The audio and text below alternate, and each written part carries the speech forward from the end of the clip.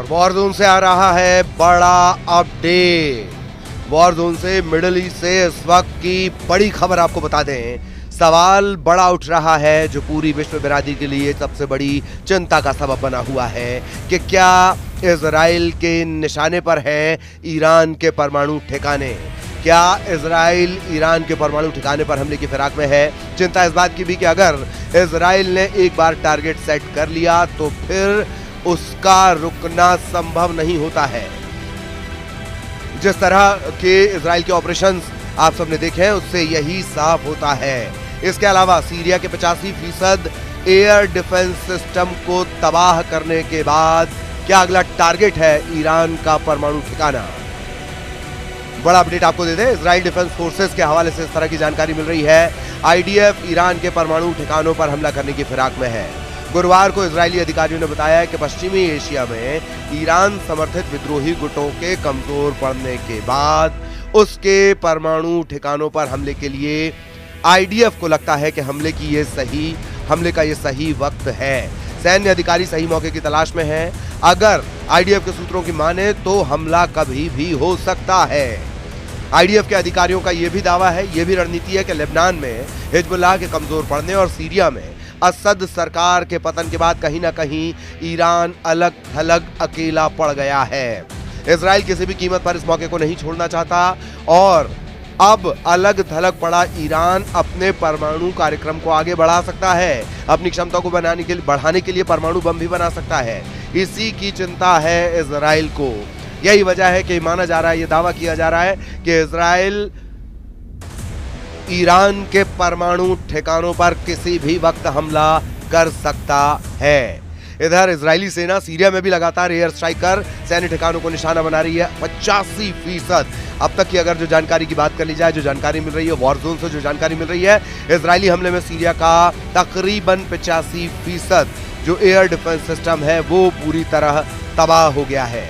Syria में असद सरकार के तख्ता पलट के बाद से ही इजराइल लगातार हमले कर रहा है। उसी आंकड़े को देख लीजिए कि तकरीबन 45 घंटों में 450 से ज्यादा एयर स्ट्राइक की गई थी।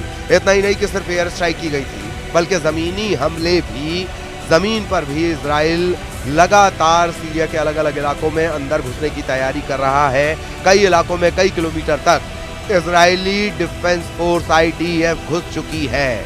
इजराइल सीरिया के सैन्य ठिकानों को, हथियारों को निशाना बना रहा है और जो जानकारी ताज़ा हम आपको लगातार दे रहे हैं कि 85% से ज़्यादा उसका जो एयर डिफेंस सिस्टम है, सीरिया का एयर डिफेंस सिस्टम है, वो तबाह हो चुका है। हमलों की और ज़्यादा जानकारी की बात की जाए, 107 एयर डिफेंस कंपोनेंट्स नष्ट कर दिए गए हैं, बर्बाद कर दिए गए हैं। 40 से ज़्यादा रडार नष्ट कर दिए गए हैं। इससे पहले रविवार सोमवार को भी इजराइल ने सीरियाई एयरबेस को निशाना बनाया था, वहाँ पर ताबड़तोड़ हमले किए थे।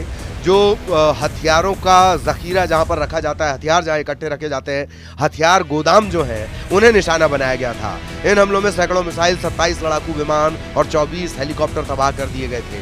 जब ट्रांसपोर्टेशन, एयर फोर्स के ट्रांसपोर्टेशन को ही तबाह कर दिया जाएगा, इसी से अंदाजा लगा लीजिए क्या कुछ नुकसान सीरिया को होने जा रहा है।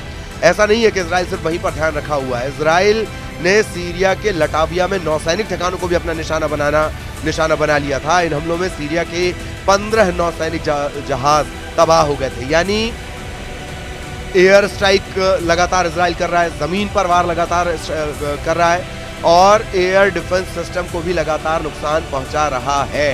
15 नौसैनिक जहाज तबाह कर दिए गए हैं।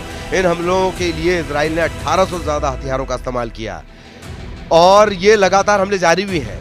इधर इजराइल लेबनान में हिजबुल्लाह पर भी लगातार जो हमले का सिलसिला है वो जारी रखे हुए है। शुक्रवार की बात कर ली जाए, दक्षिणी लेबनान में एयर स्ट्राइक की गई। हिजबुल्लाह के कई आतंकियों को उसमें निशाना बनाया गया है। कई आतंकियों के ठिकानों पर सीधे टारगेट ऑपरेशन चलाया गया है। इजराइल का आरोप यह कि ये आतंकी इजरायली नागरिकों के लिए खतरा पैदा कर रहे थे, जो इजराइल बिल्कुल नहीं चाहता है। इसके अलावा इजराइल और लेबनान के बीच हुए सीज फायर का उल्लंघन किया जा रहा था, ये दावा कर रहा है। चूंकि सीज फायर हो चुका है, दोनों के बीच कॉम्प्रोमाइज जैसी स्थिति है, अब दक्षिणी लेबनान में जो एयर स्ट्राइक की जा रही है उस पर इजराइल का तर्क यह है कि उसके नागरिकों के लिए खतरा बन रहे थे। इजराइल और लेबनान के बीच जो सीज फायर हुआ, युद्ध विराम हुआ, उसका उल्लंघन किया जा रहा था। अब जरा गजा पट्टी का अपडेट देख लीजिए। गजा पट्टी में भी इजराइल हमले लगातार कर रहा है। इजराइल ने गुरुवार को दक्षिणी गजा में हवाई हमले कर हमास के कई आतंकियों को निशाना बनाया। इजराइल के खुफिया अधिकारियों के मुताबिक ये आतंकी गजा में मानवीय सहायता लेकर जाने वाले ट्रकों को हाईजैक करने की फिराक में थे और यही वजह है कि गजा पट्टी में भी लगातार इजराइल के हमले हो रहे हैं।